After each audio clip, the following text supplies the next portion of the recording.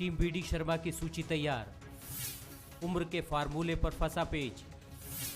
Adjust होंगे सिंधिया समर्थक। सूची लेकर दिल्ली पहुंचे प्रदेश अध्यक्ष।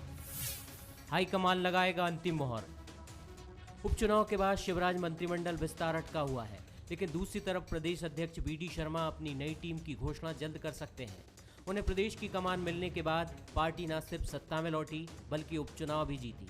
यानी बीडी शर्मा ने पुरानी पार्टी के साथ ही बीजेपी का परचम लहराया।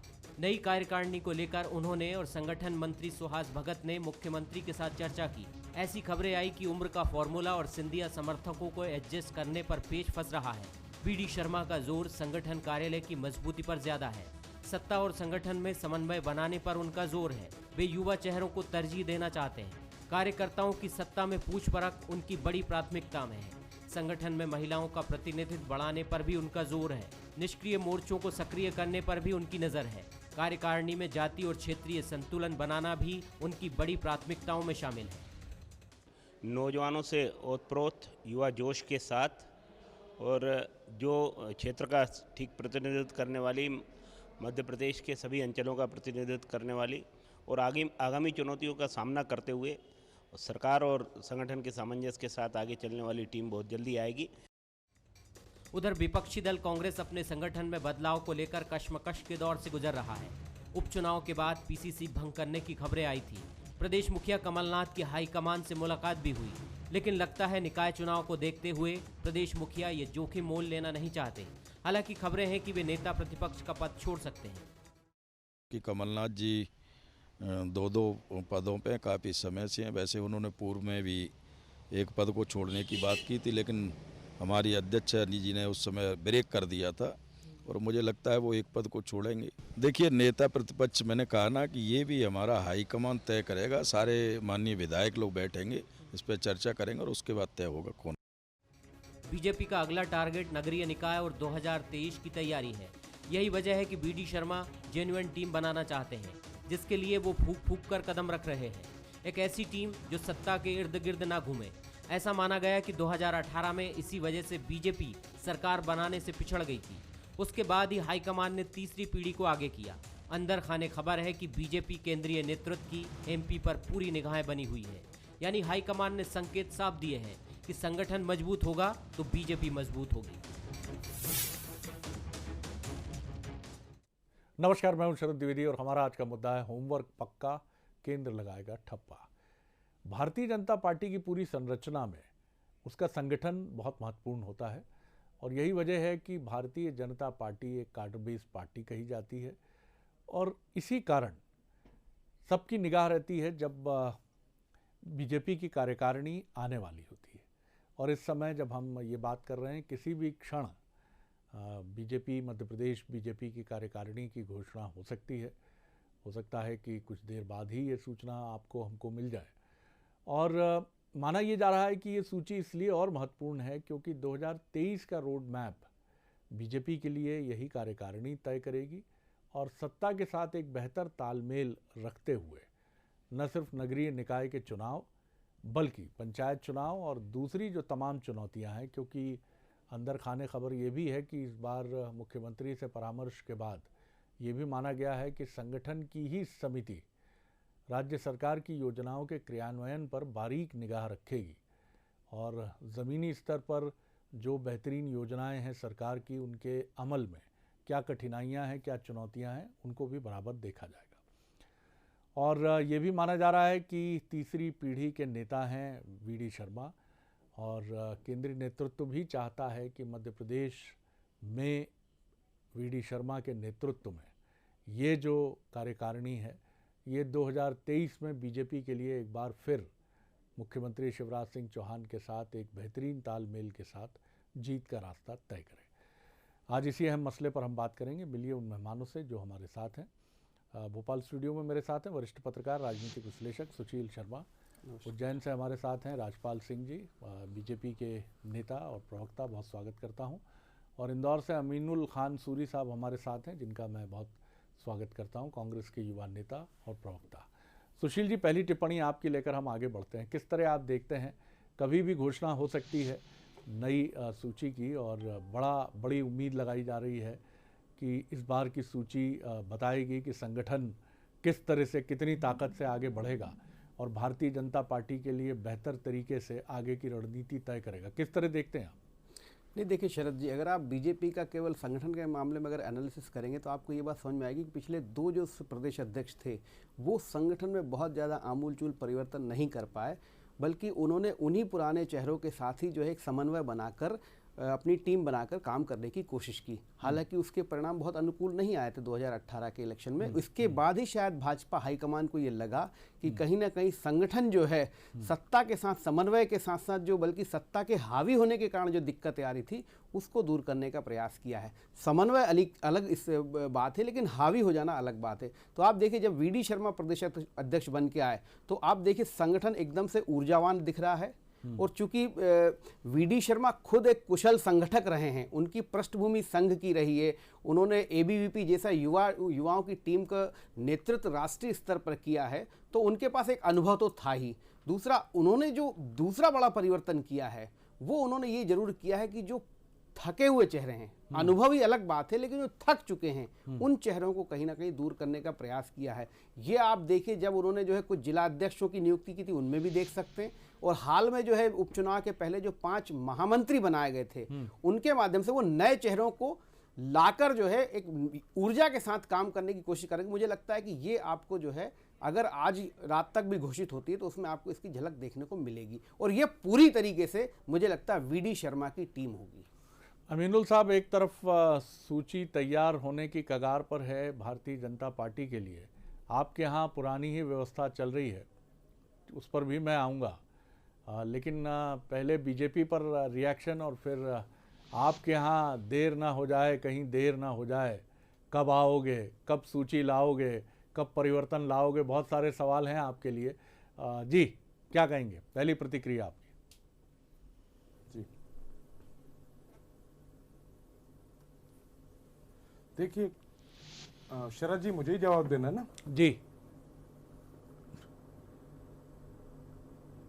जी, शरद जी, जहां तक कांग्रेस पार्टी का सवाल है तो हम युवा को भी साथ लेके चलना चाहते हैं और जो हमारे साथ में एक्सपीरियंस है उनको भी साथ लेके चलना चाहते हैं। कांग्रेस पार्टी में ऊपर से लेके बिल्कुल नीचे तक में हमारे राष्ट्रीय स्तर पे भी चुनाव होने, नए राष्ट्रीय अध्यक्ष भी आने हैं, और प्रदेश में भी जो हाईकमान फैसला लेगा उन सब चीज़ों को लेकर हम लोग ये आने वाले पंचायत चुनाव हों या फिर जो हमारे नगरीय निकाय चुनाव आ रहे हैं उनमें हम उतरेंगे। और यही बात अगर हम युवा की करें और एक्सपीरियंस की करें तो मध्य प्रदेश में अगर सबसे ज़्यादा युवा कैबिनेट दिया था तो कमलनाथ जी के 15 माह के शासन में आपको देखने को मिला था। उसके बाद में अगर युवा विधायक सबसे ज़्यादा हैं तो वो कांग्रेस पार्टी के, और संगठनात्मक फेरबदल अगर करने पार्टी को उचित लगेगा तो निश्चित तौर पे फैसले लिए जाएंगे। कमलनाथ जी 2 पद में पहले भी, जैसा लाखन सिंह जी ने स्पष्ट किया आपके साथ में, कि 1 पद उन्होंने छोड़ने की इच्छा जाहिर की थी, और पार्टी बहुत जल्द ही इन फैसलों को लेगी और कांग्रेस पार्टी इन फैसलों को लेकर मैदान में आएगी। चलिए, तो उम्मीद हम करेंगे कि जल्दी से जल्दी पार्टी मैदान में आए, और मैदान में लेकर अभी सिसोदिया जी मैदान नहीं छोड़ गए। नहीं शरद जी, काम भी शुरू हो गया, युवा कांग्रेस के चुनाव सामने आ गए। सिसोदिया जी कुछ तकनीकी समस्या है, चल रहे हैं, संगठन इस वजह से हमसे जुड़ नहीं पा रहे हैं, फेरबदल होने जा रहा है। जी जी, अमीनुल साहब, मैं ये कह रहा था कि वो मैदान नहीं छोड़ गए हैं सिसोदिया जी, मैदान में बराबर डटे हैं। थोड़ी तकनीकी पेचीदगियां हम नहीं होगा तो हम कोशिश करेंगे फ़ोन पर लें उनको। सुशील जी, सबसे महत्वपूर्ण बात ये है कि ये जो सूची होगी, ये कार्यकारिणी जो होगी, ये न सिर्फ नगरीय निकाय चुनाव में पसीना बहाएगी, बल्कि 2023 के लिए भी एक बहुत ही ideal situation Bharatiya Janata party के लिए तैयार करेगी। तो किस तरह देखते हैं आप कि क्या बहुत खुलकर हम उम्मीद करें कि वीडी शर्मा अपनी पसंद और अपनी नापसंद को इसमें, वीडी शर्मा ही नहीं, सुहास भगत जी भी संगठन महामंत्री?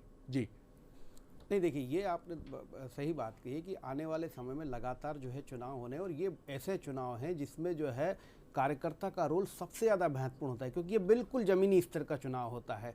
लेकिन वीडी शर्मा के लिए चुनौती इसके अलावा और भी रहेंगी। देखिए, अमूमन होता यह है कि जिनको सत्ता में भागीदारी नहीं मिल पाती है उनको संगठन में जो है समायोजित किया जाता है।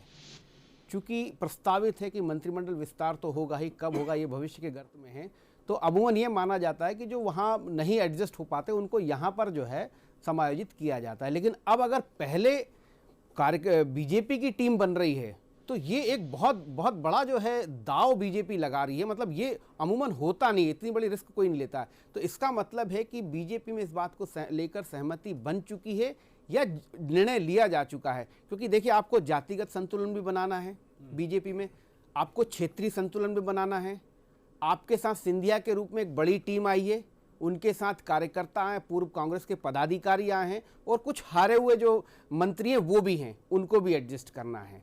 आपके पास पद सीमित हैं, लोग बहुत ज़्यादा हैं, और आपको अपनी बीजेपी को भी एडजस्ट करना है इसी में।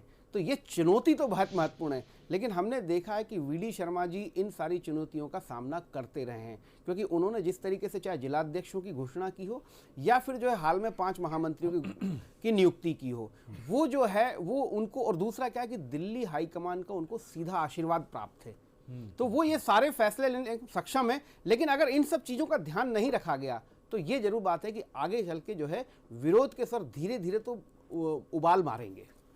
चलिए, राजपाल सिंह सिसोदिया साहब हमारे साथ जुड़ गए हैं। मैदान में शानदार वापसी हुई है उनकी। और कार्यकारिणी की अगर हम बात करें तो कार्यकारिणी जो है वो किसी भी क्षण, जैसा हमने आपसे कहा कि घोषणा उसकी हो सकती है। क्या कहेंगे सिसोदिया जी आप? अभी हम सुन रहे थे सबनानी जी को, एक आदर्श समिति जिसमें युवाओं की वो अधिक बात कर रहे थे कि युवा काफ़ी बड़ी संख्या में नज़र आ सकते हैं। किस तरह देखते हैं आप इसको, और कितनी ताकत के साथ इसके बाद बीजेपी अपनी संगठनात्मक गतिविधियों, चुनावी गतिविधियों को आगे बढ़ाएगी? जी देखिए, भारतीय जनता पार्टी का विस्तार जब होता है तो हमारे सामने 3 सूत्र वाक्य होते हैं कि पार्टी सर्वव्यापी हो, सर्वस्पर्शी हो और सर्वभौमिक हो। सब लोगों को स्पर्श करते हुए, सारे भौगोलिक विषय को ध्यान में रखते हुए और व्यापकता के साथ में पार्टी का विस्तार हो। तभी जब संगठन की कार्यकारिणी बनेगी तो निश्चित तौर पर जब हम संगठन विस्तार में इन 3 सूत्रों को ध्यान में रखते हैं तो कार्यकारिणी मेरी इन 3 सूत्रों पे हमारे माननीय यशस्वी प्रदेश अध्यक्ष, हमारे बड़े शुभंकर प्रदेश अध्यक्ष वीडी शर्मा जी, वो इस बात का ध्यान अवश्य रखने वाले हैं। पार्टी के वे तमाम पदाधिकारी कार्यकर्ता जो अन्य भिन्न भिन्न क्षेत्रों में पार्टी के काम को रात दिन बढ़ाने में लगे रहते हैं, जो संगठन के काम को निष्ठा के साथ करते हैं, ऐसे लोगों को अवसर मिलने का काम होगा। निश्चित तौर पर पूरे मध्य प्रदेश के प्रत्येक जिले से कार्यकर्ता उसमें समावेशित हो, ऐसा प्रयास होगा। पार्टी की यह कार्यकारिणी सर्वस्पर्शी हो, अर्थात समाज के सभी वर्ग, सभी समुदाय को स्पर्श करती हुई बनेगी, सभी वर्गों को स्पर्श करती हुई बनेगी और सर्वव्यापी होगी, जिसका व्यापक जो है कार्यक्षेत्र होगा। पूरे मध्य प्रदेश में मंडल स्थान तक उसका कार्यक्षेत्र, उन पदाधिकारियों का स्पर्श हो, वहां तक उनके टच हो कार्यकर्ताओं के साथ। इस प्रकार के तमाम कार्यकर्ताओं को लेने का काम होगा। माननीय वीडी शर्मा जी कुशल संगठक है, बड़े व्यवस्थित तरीके से वो पार्टी के अंदर संतुलन बनाकर इन सब बातों को आपके सामने हम सब देखेंगे। निश्चित तौर पर भारतीय जनता पार्टी की जो नई कार्यकारिणी बनेगी वो नई ऊर्जा के साथ बनेगी, नई उमंग के साथ बनेगी, नए जो है इनोवेटिव कार्यक्रमों को लेकर वो जब जनता के बीच में, कार्यकर्ताओं के बीच में जाएगी तो मैं समझता हूँ कि मंडल, जिला, प्रदेश, ये तमाम एक सुर में लुब्रिकेंट होकर जब काम करेंगे तो पार्टी का काम और बढ़ेगा। जी सूरी साहब, आपने सुनी आत्मविश्वास से भरी बात राजपाल सिंह सिसोदिया जी की, और होना भी चाहिए। निश्चित तौर पर उनके जो प्रदेश अध्यक्ष हैं काफ़ी उनके लिए शुभंकर साबित इस मायने में हुए कि आम चुनाव की तरह महत्वपूर्ण चुनाव जो था, उपचुनाव जो था मध्य प्रदेश का, उसमें बीजेपी को अच्छी सफलता मिली और स्थायित्व की तरफ सरकार बढ़ी। और मुख्यमंत्री शिवराज सिंह जी के साथ एक बेहतरीन तालमेल के साथ वीडी शर्मा आगे बढ़े हैं।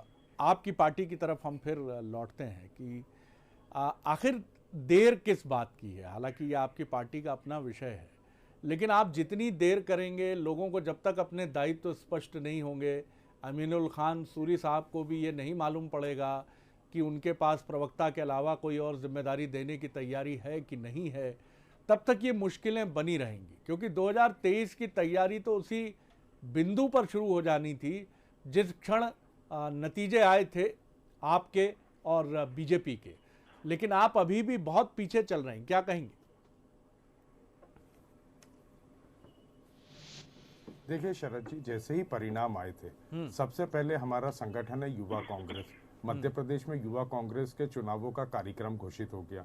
अभी ये 10, 11, 12 तारीख में मध्य प्रदेश में युवा कांग्रेस के चुनाव संपन्न हो जाएंगे। हमारी युवा कांग्रेस की प्रदेश की, उसके बाद में जिला स्तर पे, शहर स्तर पे और विधानसभा स्तर तक बॉडी बन के 10 से 15 दिन में चुनाव कंप्लीट होने के बाद में, परिणाम आने के बाद में युवा कांग्रेस की पूरी टीम तैयार होके प्रदेश में कांग्रेस का ध्वजवाहक बन के काम करने लग जाएगी। उसके बाद हमारे NSUI के इलेक्शंस आएंगे। हमारे यहाँ पार्टी में राहुल जी के आने के बाद में कई संगठनों में चुनाव के माध्यम से नए और युवा लड़के सामने आते हैं और कांग्रेस का काम करते हैं, कांग्रेस की विचारधारा को लेकर जाते हैं। और रही कई बात जो प्रदेश अध्यक्ष तक या प्रदेश की संगठन की बात, तो वो हाईकमान एक उचित समय पे आने पे फैसला ले लेगा। इस समय कांग्रेस में भारतीय जनता पार्टी जैसी अंतरकला की स्थिति नहीं है। जिस तरह से भारतीय जनता पार्टी में निपटाने का काम एक दूसरे को किया जा रहा है, सिंधिया जी के लोगों को एडजस्ट करने का काम किया जा रहा है। आप देखिए कितना बड़ा एग्जाम्पल है कि जब 2018 में हुजूर से टिकट मांगा था माननीय VD शर्मा जी ने, भारतीय जनता पार्टी के प्रदेश अध्यक्ष जी ने, उसके बाद रामेश्वर शर्मा जी के साथ जिस तरह से विवाद रहे, और आज प्रदेश अध्यक्ष बनने के बाद भगवान दास सबनानी जी को, हुजूर के जो पूर्व विधायक है, उनको लेके आना, और जिस तरह की भारतीय जनता पार्टी के खुद के अंदर और सिंधिया जी के साथ रोज के रोज जो बैठकें चल रही हैं, कांग्रेस अपने बिल्कुल अंतरकला से दूर है। कांग्रेस संगठन पे काम करने जा रही है और हम हमारी थाली देखते हुए अपने संगठन को मजबूत करते हुए नगरीय निकाय, पंचायत चुनाव और आगामी 2023 की अच्छे से तैयारी करेंगे, जनता के बीच में मुद्दों को ले जाके तैयारी करेंगे। सुशील जी, आप किस तरह आकलन करते हैं दोनों ही पार्टियों की तैयारियों का? एक तरफ कांग्रेस है आपके सामने, अमीनुल साहब बहुत कोशिश कर रहे हैं, पगड़ी संभाल जट्टा, क्या करें, वो उनके पास कोई और दूसरा विकल्प भी नहीं है, क्योंकि ये निर्णय उनके हाथ के नहीं है, ये निर्णय दिल्ली के भी हैं और मध्य प्रदेश के शीर्ष नेताओं के भी हैं, लेकिन ये कहाँ अटक रहे हैं निर्णय हमें नहीं मालूम। लेकिन एक तरफ बीजेपी कार्यकारिणी निश्चित समय पर घोषित करने की तैयारी, अगले चुनाव की तैयारियां शुरू हो गई हैं, निकाय चुनाव के लिए मुद्दों के एजेंडे सेट किए जा रहे हैं, और दूसरी तरफ आप कांग्रेस की बातें भी सुनी आपने और तैयारियां भी आपके सामने ही। ये देखिए, कांग्रेस में दरअसल बहुत ज़्यादा ऊहापोह की स्थिति है। वो उनको समझ में ये नहीं आ रहा है कि अब हमको, चूंकि आने वाले जो चुनाव हैं वो नगरीय निकाय के बहुत छोटे स्तर के चुनाव, उनको कैसे डील करना है। अंदर खाने रणनीति बन रही होगी, लेकिन बाहर कुछ इसलिए निकल के नहीं आ रहा है क्योंकि नेतृत्व को लेकर बड़ा वो है। कमलनाथ 2 पद संभाले हुए हैं, क्या वो पद एक छोड़ेंगे? क्योंकि देखिए, अमूमन होता है कि जब कोई बड़ा चुनाव आप हारते या जीतते हैं तो एक जिम्मेदारी के साथ आपको कुछ ना कुछ स्टेप उठाने पड़ते हैं, और इसमें कुछ मुझे लगता है ढिलाई जो है हाईकमान की भी। हाईकमान ने, मुझे लगता है कि पहली बार ऐसा देखने को मिल रहा है कि मध्य प्रदेश उपेक्षित हो गया है। मध्य प्रदेश को, कांग्रेस को मध्य प्रदेश के हाल पे छोड़ दिया गया है। ये बात हो सकती है कि ठीक है, कमलनाथ बहुत अनुभवी हैं, दिग्विजय सिंह बहुत अनुभवी हैं, तो वो कैसे न कैसे मध्य प्रदेश को संभाल लेंगे, लेकिन कार्यकर्ताओं में जो मैसेज जा रहा है वो ये है कि मध्य प्रदेश की तरफ से हाईकमान ने आंखें मूंद ली हैं। दूसरी बात जो अब सूरी जी कह रहे थे, देखिए अंतरकलह हर राजनीतिक दल में होता है। 4 लोग बैठेंगे तो सहमति जैसी कोई बात होती ही नहीं है, सबके विचार अलग होते हैं, लेकिन नियंत्रण होता है। आपके यहाँ वो नियंत्रण की कमी है, वो सारी बातें बाहर आती है। बीजेपी में कोई एक दूसरे को पसंद नहीं करते हुए, लेकिन बैठते हैं, बोल नहीं सकते हैं, तो वो जो एक आज़ादी का, जो अनुशासन की जो आज़ादी है, वो कहाँ तक है, ये बीजेपी के हर कार्यकर्ता को मालूम है, हर नेता को मालूम है। कांग्रेस में इस चीज़ की कमी है। आप देखिए, चाहे आपकी सरकार थी, उमंग सिंघार कुछ बोलते थे, गोविंद सिंह कुछ बोलते थे, तो जनता के बीच में मैसेज नहीं जाता था, जनता के साथ साथ कार्यकर्ता को भी समझ में नहीं आता था कि हो क्या रहा है। जब तक इस पर नियंत्रण नहीं होगा, अंतरकलह सब में रहेगी, लेकिन आपको नियंत्रण की एक जो है रेखा बनानी पड़ेगी, उस रेखा के बाद ही तय होगा। जी सूरी साहब। जी शरद जी, इस अंतरकला का अगर नुकसान भारतीय जनता पार्टी को उठाना पड़े जब तक तो ठीक है। आज इस अंतरकला की स्थिति देखिए कि मध्य प्रदेश की जनता इसका नुकसान उठा रही है। अभी तक सरकार बनने के बाद उपचुनाव हो गए, कहाँ है प्रभारी मंत्री? आज तक एक जिले में एक प्रभारी मंत्री नियुक्त नहीं किया गया है। क्या प्रभारी मंत्रियों की जरूरत नहीं है क्या सरकार को? क्या प्रभारी मंत्री की आवश्यकता नहीं होती? आप बताइए, मार्च से लेकर आज तक भारतीय जनता पार्टी किस जिले में प्रभारी मंत्री नियुक्त कर पाई है? देखिए सूरी साहब, अभी तो आपको मानना पड़ेगा बीजेपी आपसे आगे है, क्योंकि जो प्रवक्ता हैं बीजेपी के, उनकी आवाज़ हम तक पहले पहुंच रही है, वीडियो बाद में पहुंच रहा है। तो बीजेपी इस समय साहब बड़ी तेज़ चल रही है, बहुत आगे चल रही है। तो ये अभी आपको बीजेपी को पकड़ना थोड़ा मुश्किल होगा। मैं सिसोदिया जी की तरफ आता हूँ। सिसोदिया साहब, शरद जी आपकी महिमा है शायद तो सब जी नहीं साहब, हम लोग तो कहाँ निर्दोष प्राणी। तो मैं तो देख रहा हूँ कि बीजेपी चल कितनी तेज रही है।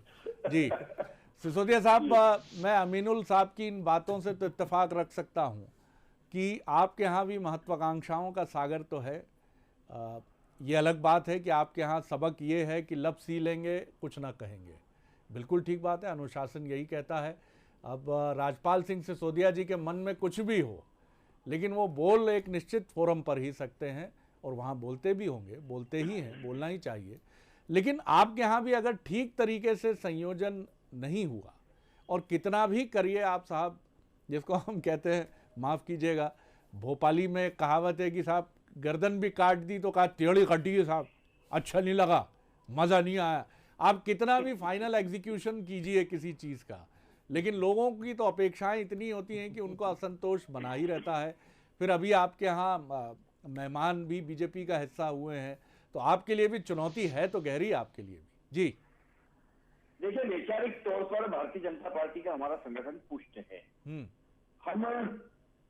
हमारे यहाँ बहुत बेसिक कार्यक्रम और कार्यकर्ताओं के लिए संयोजन है जी। हर कार्यकर्ता के लिए काम और हर काम के लिए कार्यकर्ता, ये हमारा बेसिक सिद्धांत है काम करने का जी। संगठन कार्य के विस्तार के लिए हर काम के लिए संगठन के एक कार्यकर्ता तय है, और हमारा नेतृत्व उस कार्यकर्ता की चिंता करके उसको उसकी रुचि का काम देने का काम करता है जी। और कार्यकर्ता के लिए काम है और वही काम के लिए कार्यकर्ता है। तो ऐसी परिस्थिति में कई बार ऐसा होता है कि रुचि का नहीं मिल पाता है, परंतु रुचि के साथ साथ में संगठन जब निर्णय करता है तो समग्र कई तरह का विचार करके करता हो सकता है व्यक्ति के रूप में उस कार्यकर्ता की कुछ इच्छा हो सकती है, कुछ लाइक डिसलाइक हो सकता है, परंतु संगठन में बैठे जो लोग हैं वो उस कार्यकर्ता के बारे में विचार करते हैं, उसके समग्र उसकी पृष्ठभूमि के बारे में विचार करते हैं, उसकी कार्य पद्धति के बारे में विचार करते हैं और फिर उसको काम देने का काम करते हैं। तो मैं समझता हूँ हमारे यहाँ इस प्रकार का कोई असंतोष की बात नहीं होती है। कई बार मन का नहीं होता है तो मन खराब होने की स्थिति होती है थोड़ी बहुत, परंतु जब उसे समझाया जाता है कि आपकी ये पिछले दिनों की जो ट्रैक निकाल रहा है उसके अनुसार आपको ये काम ज्यादा अच्छे से आप कर पाएंगे, तो कार्यकर्ता उस काम में जुड़ जाता है और अंजाम तक उस कार्यक्रम को पहुंचाने का काम करता है। कई बार हम लोग देखते हैं कि एकदम से निकाल के लेने का काम हो जाता है, कोई कार्यकर्ता फील्ड का उसे ऑफिस का काम दे दिया जाता है, कार्यालय का काम दे दिया जाता है। मेरे जैसा कोई कार्यकर्ता जो फील्ड में काम करने वाला उसे प्रवक्ता का काम दे दिया जाता है। जब मैं जाके बात करता हूँ तो मुझसे ये कहा जाता है कि तुम ये कर लोगे इससे तुमको दिया, तुम अच्छे से कर सकते हो इसलिए तुमको दिया। तो ये कहने का साहस हमारे नेताओं में है, ये साहस कांग्रेस के नेताओं में नहीं है।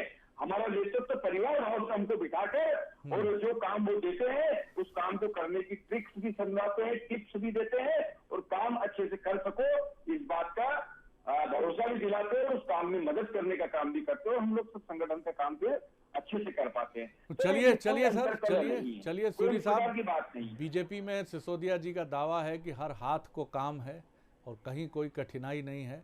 आप थोड़ा सा अपना क्षेत्र देखिए जरा कांग्रेस के लिए कि वहाँ किस हाथ को क्या काम है, और जो काम नहीं है तो फिर वो कहीं जिसको कहा जाता है फिर बोलचाल की भाषा में कि काम लगाने की तरफ भी बढ़ चलता है, तो ये भी नहीं होना चाहिए। सुशील जी, कंक्लूडिंग रिमार्क आपका। जिस तरह की कार्यकारिणी हम अपेक्षा कर रहे हैं कि एक युवा कार्यकारिणी, और अब तक कई चेहरे बीजेपी के ऐसे जो शायद बीते एक दशक या उससे भी अधिक समय से हमने देखा कि वो पद की होड़ से बाहर है, वो भी इस कार्यकारिणी का हिस्सा हो सकते हैं। यानी हम ये मान सकते हैं कि वी.डी. शर्मा एक साहसिक और कई मामलों में पूर्ववर्ती जो 2 प्रदेश अध्यक्ष हैं, राकेश सिंह जी और नंद कुमार सिंह जी चौहान, उनकी तुलना में एक अलग और कहीं ना कहीं संगठन की छाप छोड़ने वाली कार्यकारिणी लेकर आ रहे हैं।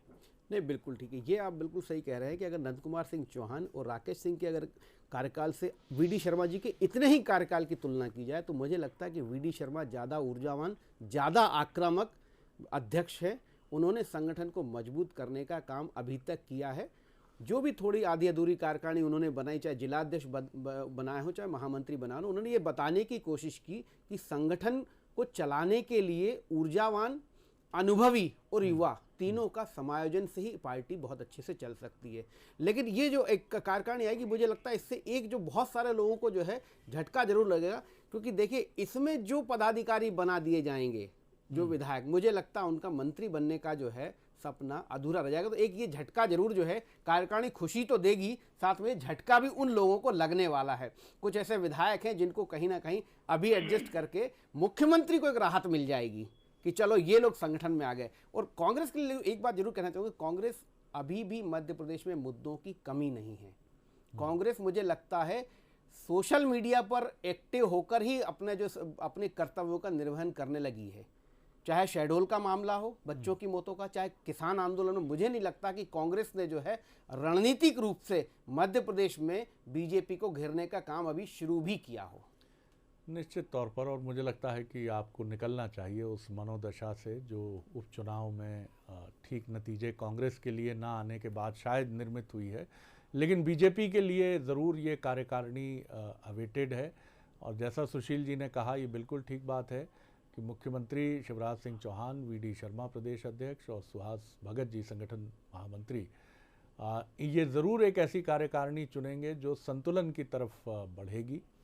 और निश्चित तौर पर कुछ बड़े ओहदेदार जो मंत्री पद के दावेदार हैं, वरिष्ठ विधायक और पूर्व मंत्री, वो शायद हमें संगठन में नज़र आएँ।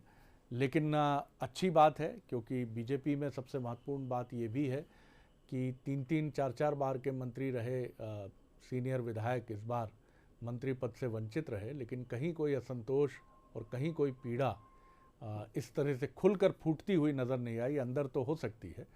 बहरहाल बीजेपी का ये कलेवर और ये ढांचा उसके लिए बहुत मददगार है, लेकिन मददगार उसी स्थिति में है जब तक संतुलन, समायोजन और उससे भी अधिक महत्वपूर्ण कि उन कार्यकर्ताओं की आवाज़ सुनी जा रही है जो कार्यकर्ता गणेश परिक्रमा नहीं करते हैं, पंडित दीनदयाल उपाध्याय प्रदेश कार्यालय आकर बड़े नेताओं की चरण वंदना नहीं करते हैं, उनकी भी भरपूर मात्रा में सुनवाई होगी, उनका भी प्रतिनिधित्व समायोजित होगा।